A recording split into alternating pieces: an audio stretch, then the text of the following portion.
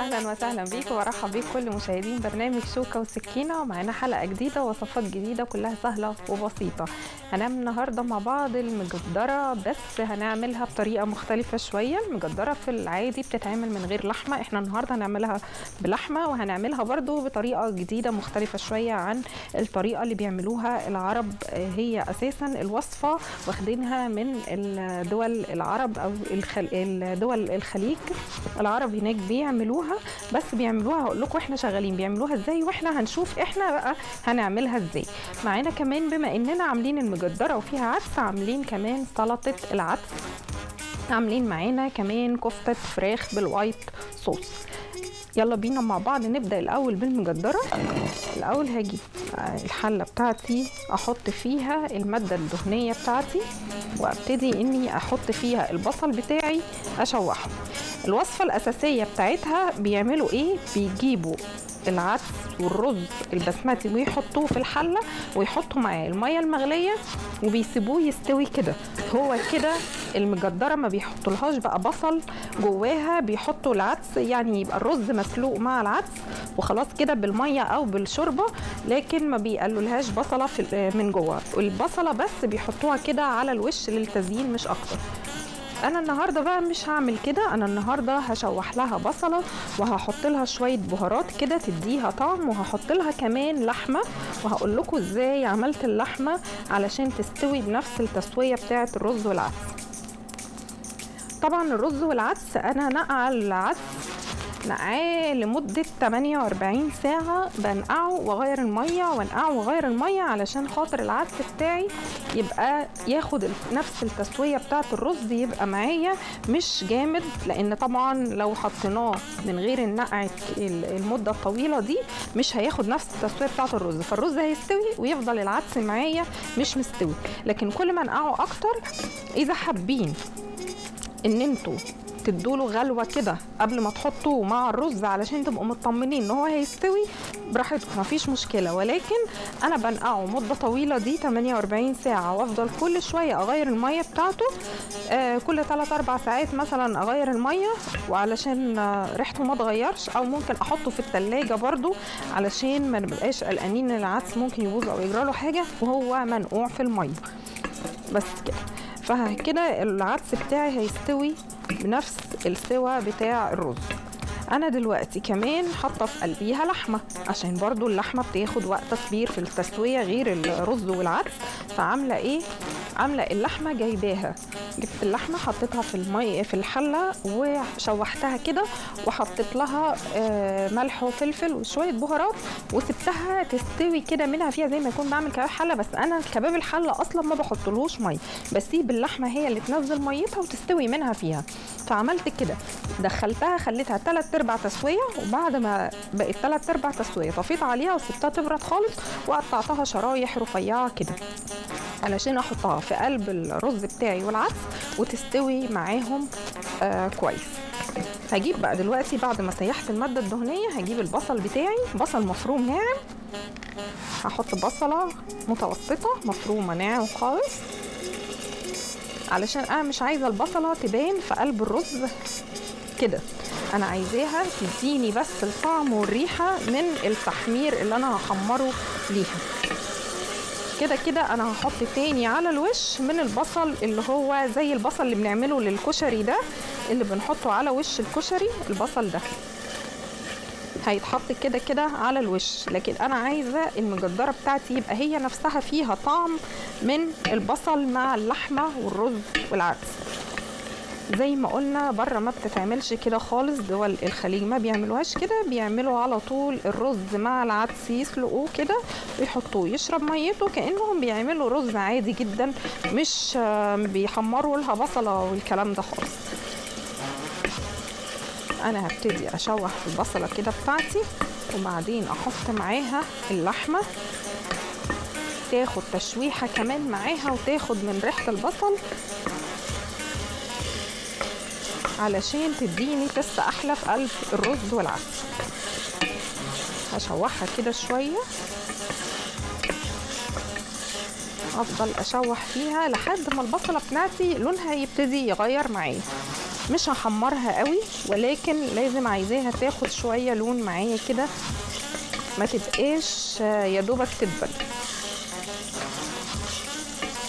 وهفضل اقلب فيها، كل ما هقلب فيها وكل ما هتاخد لون معايا او يبتدي لونها يغير وتبتدي تطلع ريحتها كده، اعرف ان هي كده تمام معايا. يعني الريحه بتاعت البصل مش متحمص قوي ولا هو ني خالص، عايزاها كده حاجه وسط علشان تديني طعم وريحه في قلب الرز.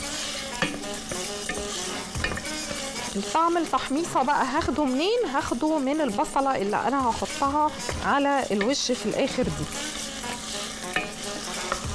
وهقول لكم ازاي برضو البصله اللي هحطها على الوش في الاخر دي انا خليتها تفضل محتفظه بانها تبقى مقرمشه كده. ازاي؟ انا جبت بصل ابيض مش بصل احمر، بصل ابيض وقطعته جوليان، بس قطعته جوليان رفيع خالص. يعني بصوا البصلايه رفيعه خالص اهي، الشرايح مش سميكه، رفيعه خالص. حتى لو عملناها اتخن من كده شويه، هي دي بتعتمد معايا على السكينه اللي انا شغاله بيها. ان كانت حاميه قوي بتخلي البصل يطلع معايا رفيع كده. تمام. انا بعد ما قطعتها كده جبت عليها معلقه نشا وقلبتهم كويس جدا مع البصل، وبعدين في زيت غزير. الزيت بقى ما يكونش سخن قوي، يعني الزيت يا دوبك يبقى دافي. وحطيت البصل بتاعي فيه وسبته على نار هاديه. كل ما اسيبه على نار هاديه كل ما البصل هيستوي براحته وياخد القرمشه دي ويفضل محتفظ بالقرمشه بتاعته دي معايا مهما قعدته يومين، قعدته 3، قعدته شهر في برطمان في التلاجة، هيفضل برضو محتفظ بالقرمشه بتاعته دي. بس هحطه في برطمان واقفله كويس، هيفضل كده. كل ما اعمل كشري بقى، كل ما اعمل حاجه محتاجه فيها البصل ده اطلع منه كده واستخدمه، هلاقيه لسه محتفظ بقوامه. اهم حاجه طريقه التسويه. طريقه التسويه زي ما قلت لكم ان احنا نخلي النار عليه هاديه، ما نخليش النار عاليه عشان يستوي براحته. لما ياخد التسويه براحته يبقى كده خلاص تمام، مش هيطرى معايا خالص. والنشا كمان بيديله قرمشه شويه. انا دلوقتي حطيت الرز وهحط العدس، وطبعا كنت حاطه الاول البصل واللحمه. هقلب بقى ده كده مع بعضه، احط له شويه ملح وفلفل وشويه بهارات. البهارات اللي عندي بقى 7 بهارات، عندي بهارات لحمه مفيش مشكله، عندي تشكيله بهارات بقى انا اللي عاملها في البيت، احط حبهان، احط قرنفل، احط قرفه، زي ما انتوا عايزين البهارات اللي تحبوها واللي تفضلوها مفيش مشكله منها خالص. وهقلب ده كله كده مع بعضه، وهحط الميه بتاعتي. احط الميه زي ما اكون بعمل الرز عادي خالص، اخلي الميه تغطي معايا الرز والعدس. وطبعا احنا قلنا ان اللحمه كانت مستويه 3/4 تسويه، فمش هتفرق معايا خلاص، هي كده هتكمل تسويتها في قلب الرز والعدس، مش هتاخد وقت معايا خالص. هحط بقى ده كده واغطيه، وادخل على الصنف التاني بتاعي اللي هو كفتة الفراخ بالوايت صوص. انا دلوقتي هعمل كفتة الفراخ بالوايت صوص. هنقول الاول احنا عملنا الكفتة دي ازاي.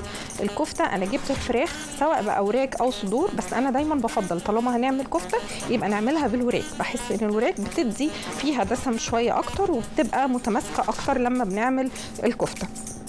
انا جبت الكفته الفراخ الوراك المخليه، حطيتها في الكبه بتاعتي، قطعتها الاول قطع صغيره علشان تتفرم بسهوله معايا، وحطيت معاها كزبره خضراء، حطيت معاها بصل، بس البصل ما احطش بصل كتير عشان البصل هيخليها تفك مني لو انا حطيت بكميه كبيره، يعني على كيلو اللحمه بصلايه متوسطه مفرومه ناعم. واحط معاها قلنا كزبره خضراء وملح وفلفل وشويه من بهارات الفراخ او اي بهارات عندي انا حباها. برضو 7 بهارات تمشي، بهارات الفراخ تمشي، اي بهارات عندي انا ممكن اعملها بيها. هحط بقى معايا دلوقتي الماده الدهنيه. الكفته بعد ما افرمها في الكبه هاجي ابتدي اشكلها كده، عايزه اشكلها صوابع مفيش مشكله. انا دايما بفضل برضو ان الكفته تبقى متشكله كده، طالما انا هعملها في صوص او حاجه تبقى متشكله كور كده، بتبقى شكلها في التقديم اشيك وفي اكلها برضو اسهل، وبتبقى ملفتة لنظر الاطفال، وخصوصا ان احنا هنحط فلفل الوان وهنحط معاه اللبن والدقيق او اللبن والنشا ايا كان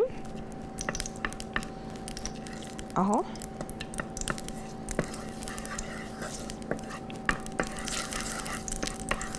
اقلب كده. هجيب بقى البصل بتاعي، مش هحط بصل كتير اهو، برضو بصلايه صغيره مفرومه كده علشان تدي طعم للصوص. وهقلبها وهحط معاها الفلفل الالوان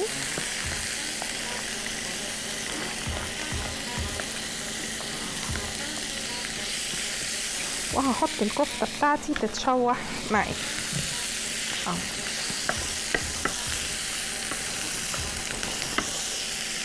هفضل اقلب فيها كده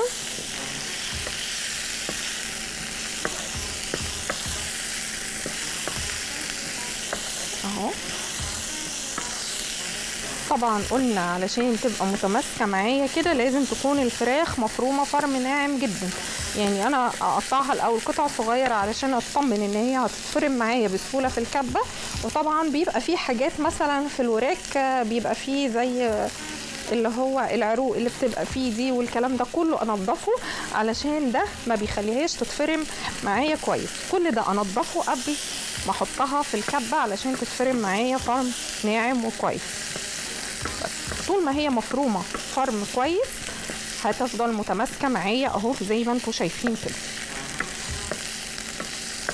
افضل اقلب فيها كده شويه لحد ما تاخد لون معايا، وبعدين اضيف بقى الصوص بتاعي اهو. ولحد بقى ما الفراخ تاخد لون احنا ممكن بقى نعمل السلطه بتاعتنا النهارده علشان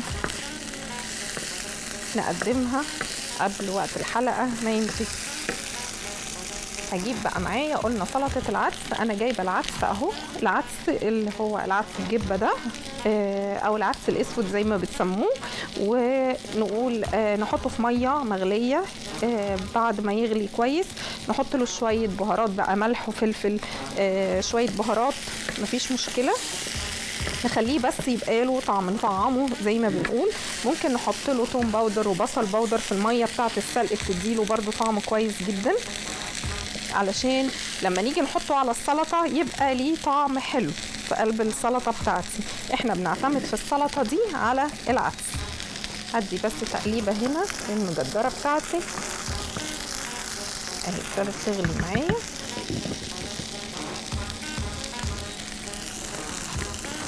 هيجي بقى احط في البوله بتاعتي العدس،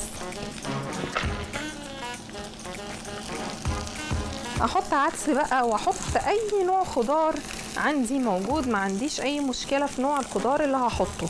عندي شويه بنجر احط، عندي طماطم هحط، عندي ايا كان الخضار اللي انا هحطه كله هيبقى كويس، لان هي السلطه حابين ان احنا نكتر في الالوان اللي في السلطه.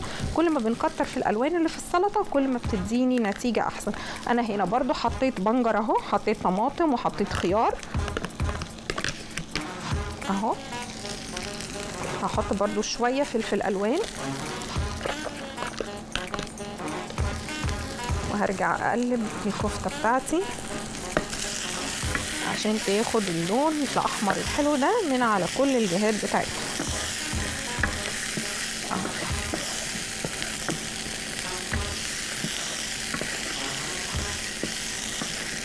هقلب كويس. هحط كمان معايا هنا على السلطة شوية من البقدونس والشبت اهو،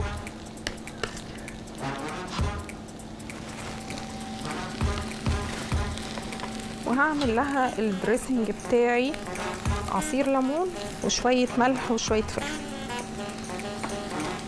حابين بقى نحط حاجة اكتر من كده مفيش مشكلة، يعني حابين نحط خل، حابين ايه اللي حابين تحطوه. انا هكتفي النهاردة بعصير الليمون والملح والفلفل اهو.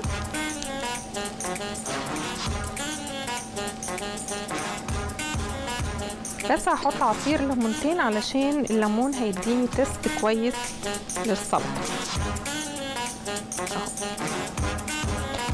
حاجة مهمة كمان ان احنا لما بنحط الليمون اكتر ممكن ان احنا نقلل الملح، يعني احنا نزود ليمون ونقلل ملح، هو هيبقى حاجة صحية اكتر بصرف النظر عن ان هي هتديني تيست احلى، فهي كده هتكون صحية اكتر لما احط عصير الليمون واقلل من الملح فيه. اقلب الكفتة تاني.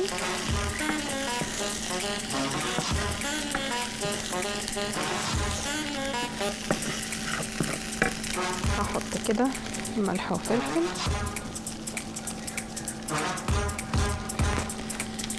وهبتدي اقلب السلطه بتاعتي كده كلها، اخلي كل المكونات بقى اللي انا حطيتها دي تتقلب مع بعض كويس. لو عندي جزر كمان ممكن احط، زي ما قلنا كل ما هنزود في الخضار اللي محطوط في السلطه كل ما كانت افيد. وعلى فكره الناس اللي بتمشي على نظام صحي، مش هنقول تعمل دايت، لو عايزين ناكل اكل صحي فهي دي ممكن تنفع ان هي تبقى عشاء، وتنفع كمان غدا للناس اللي هي مش حابه تاكل نشويات. لو حطيت جنبها، لان العدس بروتين وعندي الخضار موجود اهو،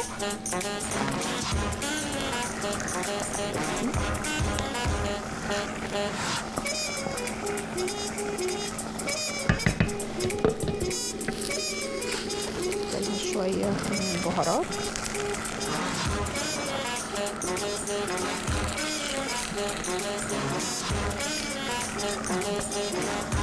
هقلبها بس كده كويس، بعدين اغطيها تاني.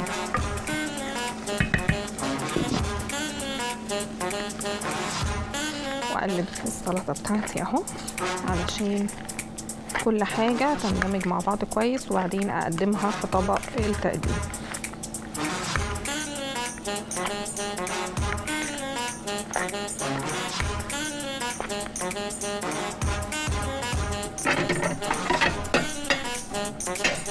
هحط بقى السلطة كده في الطبق بتاعي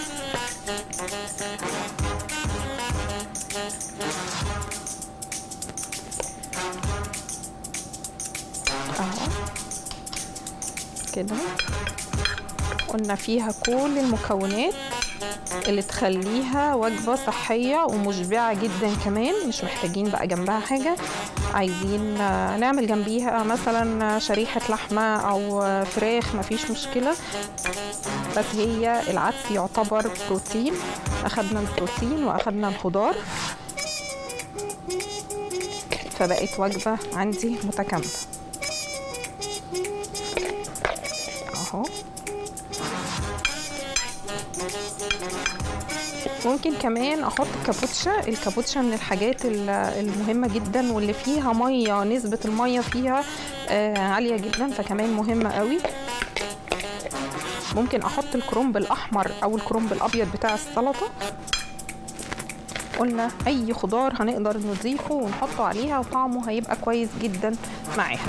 اجي اشوف بقى الكفتة بتاعتي كده واقلبها تاني واحط لها اللبن بتاعي. عايزة احط لبن مدوبة فيه نشا على البارد اهو هحطه. عايزة احط معاها كريمة طبخ مفيش مشكلة، بس احنا حابين النهاردة انها تكون الوصفة شوية اقتصادية، فاحنا هنحط اللبن اللي انا مدوبة فيه النشا بتاعي علشان يديني قوام للصوص. ممكن اعمل حاجه كمان ان انا ممكن استبدل اللبن والنشا ده بالدقيق. احط الدقيق، اشيل بقى الكفته دي خالص من الطاسه بتاعتي، واحط معلقه دقيق ومعلقه زبده او معلقه سمنه، واشوح الدقيق كده فيها ياخد بس كده تشويحه فيها ياخد السخونيه، وبعدين انزل عليه باللبن بتاعي. كده او كده هيبقى بديل عن كريمه الطبخ. عايزاها بقى شويه صور زي الصور كريم، هعمل ايه؟ هحط عليها معلقه زبادي، بس الزبادي هدوبه برضو مع النشا على البارد عشان الزبادي ما يفصلش مني على النار، لان الزبادي لو حطيته كده على طول هيفصل مني على النار. هفضل بقى اقلب فيها كده واسيبها براحتها تاخد التسويه بتاعتها، تكمل التسويه في قلب الصوص بتاعي كده. وانا خلاص المجدره بتاعتي اهي ابتدت تدخل في السوا. زي ما قلنا طول ما احنا ناقعين العدس مده طويله مفيش اي مشكله خالص، هيستوي معايا ومقلقش منه. قلنا القلقانين منه نعمل ايه؟ نديله كده نص سلقه على النار ونطفي عليه ونصفيه ونحطه مع الرز برده، ونحمر البصله ونعمل كل حاجه زي ما عملنا كده، ونبتدي ناخد الخطوات كأن احنا مش سالقين العدس خالص، نبتدي نحطه كده زي ما حطيناه وهو ني. لكن انا بقول مفيش مشكله منه خالص ان هو يتحط ني، بس اهم حاجه ان احنا نكون ناقعينه مده طويله. هبتدي بقى اجرنش شويه كده طبق السلطه بتاعي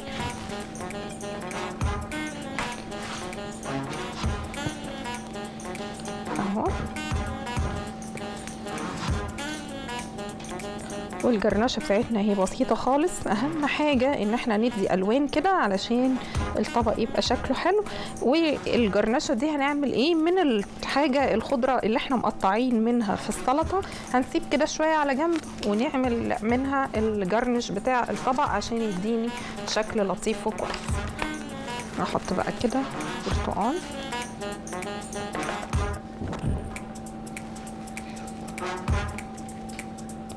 هطلع دلوقتي فاصل وارجع بعد الفاصل اوريكم اطباقنا في شكلها النهائي.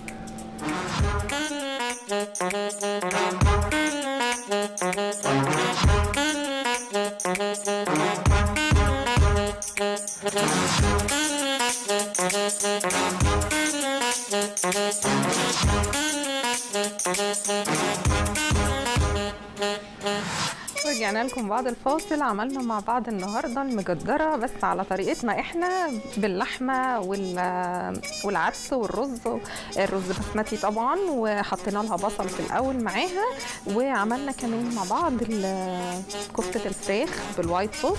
عاملين من النهارده بما اننا قلنا عاملين مجدره والعدس، عملنا سلطه العدس وحطينا فيها كل الخضار علشان تبقى وجبه متكامله مشبعه وصحيه. اشوفكم في حلقه جديده، ويا رب الاصناف تكون عجبتكم، والى اللقاء.